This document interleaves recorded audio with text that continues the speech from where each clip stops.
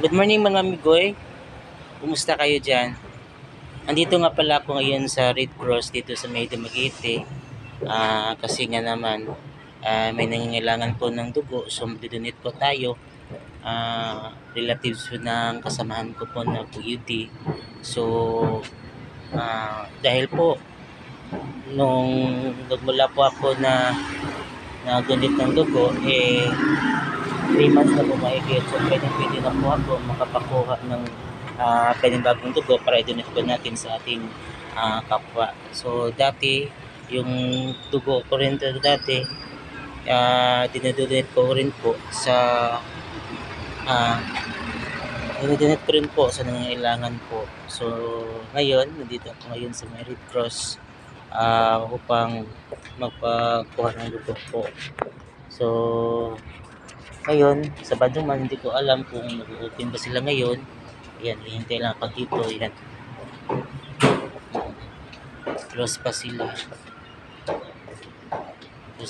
So, maghihintay na lang po ako kung mag-open ba sila ngayon. At habang naghihintay po ako, hinihintay ko rin po si Ma'am Bell na pumunta dito ngayon.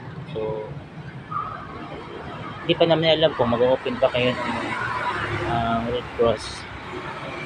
Kaya dito lang ako naghihintay dito upang makunan ng dugo para po i-donate po natin sa ating kapwa po.